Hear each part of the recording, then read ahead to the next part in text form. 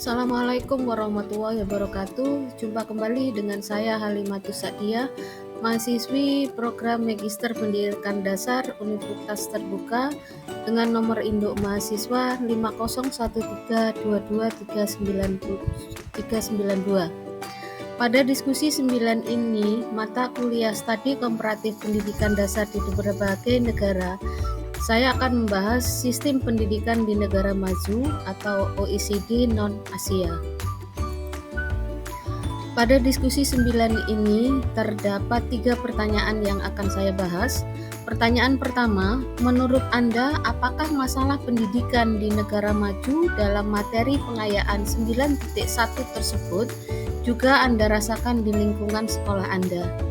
Jika iya, apakah persamaan dan perbedaannya? Jika tidak Anda rasakan, jelaskan alasannya. Saat Anda menjelaskan pertanyaan diskusi ini, sebutkan nama sekolah dan daerah Anda mengajar atau bekerja. Menjawab pertanyaan 1, di permasalahan yang terjadi pada negara-negara maju, utamanya di negara Jepang, sama halnya juga saya alami di tempat saya bekerja, di mana saya bekerja di SMP Negeri 7, Bangkalan. Permasalahan pendidikan yang dijelaskan dalam artikel mengenai Jepang ternyata memiliki kemiripan dengan kondisi yang kami hadapi di SMP Negeri 7 Bangkalan. Meskipun situasi internal, konteks sosial, dan ketersediaan sumber daya jelas berbeda, namun kami masih menemukan beberapa persoalan yang mengacu pada permasalahan yang sama. Pertama, terdapat tantangan dalam kemampuan siswa menerapkan pengetahuan pada situasi nyata. Kritik terhadap sistem pendidikan Jepang yang menyoroti kecenderungan bahwa siswa hanya menghafal tanpa memahami konsep secara mendalam juga terlihat pada peserta didik kami. Mereka mampu mengingat informasi, namun masih merasa kesulitan menggunakannya dalam konteks kehidupan sehari-hari.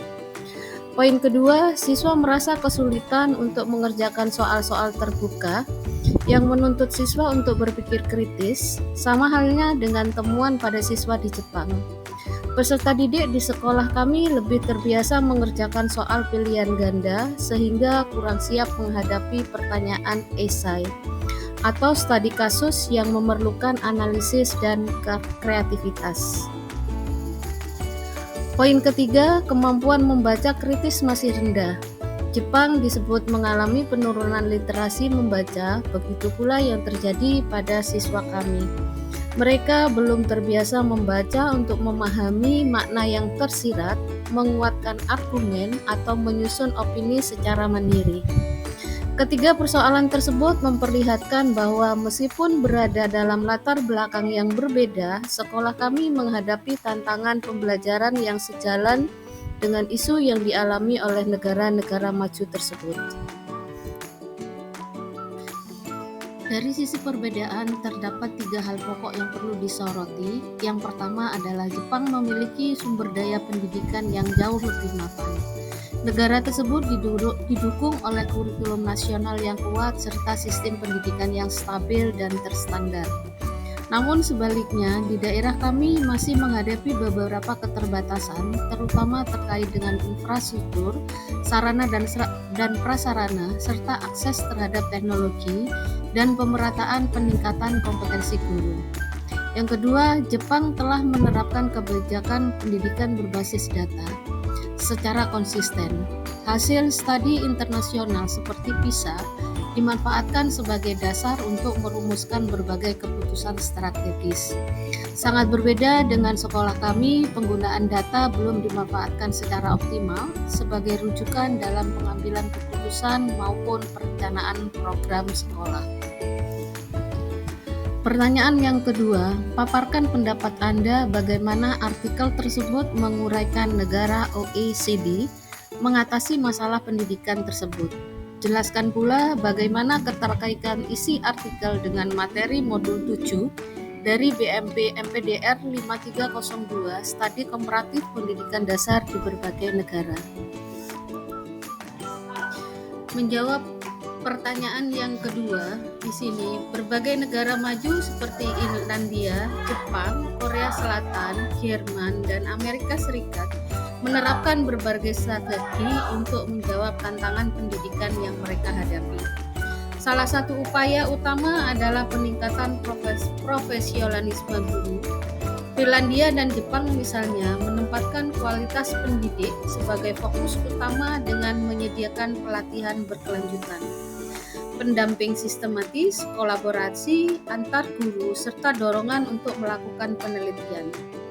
Pendekatan ini bertujuan memastikan guru selalu berkembang dan mampu memberikan pelayanan pendidikan yang bermutu. Selain itu, sejumlah negara menerapkan desentralisasi kurikulum dan pemberian otonomi kepada sekolah. Finlandia merupakan contoh jelas di mana sekolah diberi ruang merancang kurikulum yang sesuai dengan konteks lokal, namun tetap berada dalam kerangka kurikulum nasional. Kebijakan ini mendorong terjadinya inovasi pembelajaran sehingga pendidikan menjadi lebih relevan bagi peserta didik. Upaya berikutnya adalah pemerataan akses dan kualitas pendidikan. Negara-negara anggota OECD berkomitmen memberikan dukungan lebih besar bagi siswa yang berasal dari kelompok rentan atau latar belakang sosial ekonomi rendah.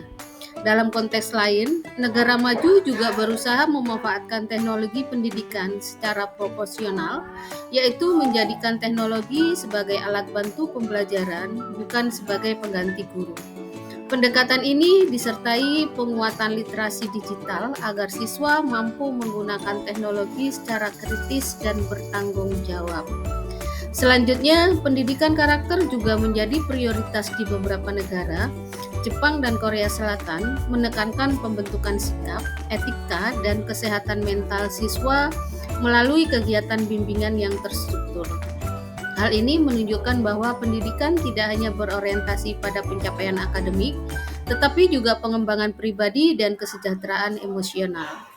Jika dikaitkan dengan modul 7 BNT MPDR 5302, strategi-strategi tersebut sejalan dengan pembahasan mengenai stratifikasi dan dinamika pendidikan dasar di berbagai negara, termasuk prinsip kesetaraan dan kesejahteraan.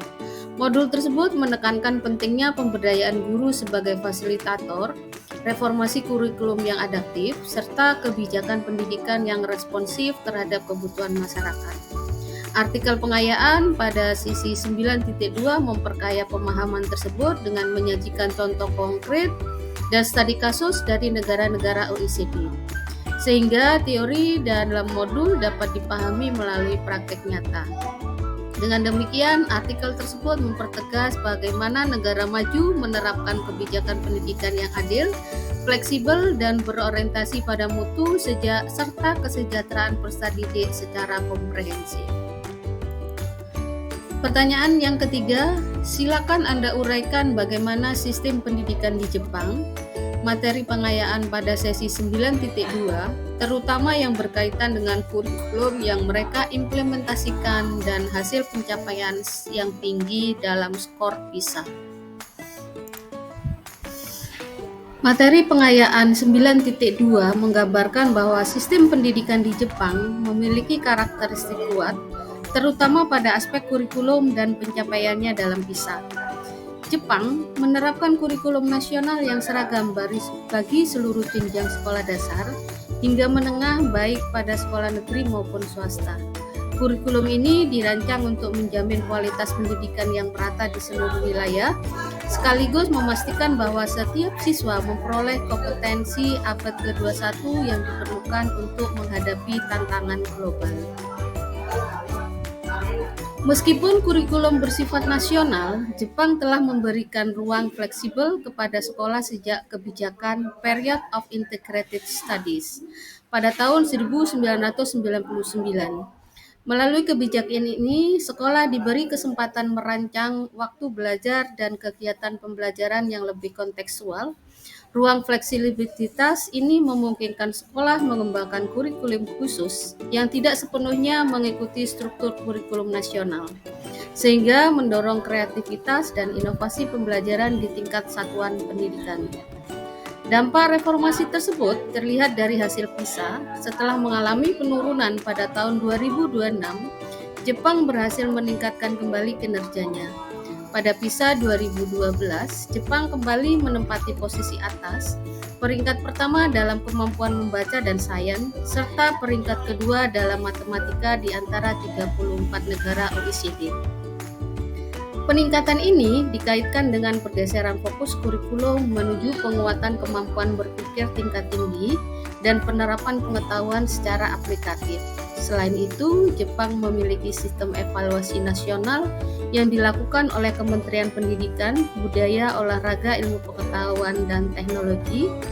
Sistem ini mengumpulkan data akademik siswa secara nasional untuk mendukung penyusunan dan perbaikan kebijakan pendidikan. Temuan tersebut tidak digunakan sebagai alat kompetensi antar sekolah semata, tetapi sebagai dasar pengembangan kualitas pendidikan yang lebih merata. Secara keseluruhan, sistem pendidikan Jepang menghadirkan keseimbangan antara penguasaan pengetahuan, penguatan nilai, dan pemanfaatan teknologi. Kombinasi antara kurikulum nasional yang kokoh, ruang fleksibilitas bagi sekolah, reformasi berkelanjutan, serta evaluasi sistem menjadikan Jepang sebagai salah satu negara dengan performa pendidikan terbaik di dunia. Model ini dapat menjadi rujukan penting bagi negara lain dalam upaya meningkatkan kualitas pendidikan secara komprehensif. Demikian yang bisa saya paparkan pada diskusi sesi 9 ini. Assalamualaikum warahmatullahi wabarakatuh.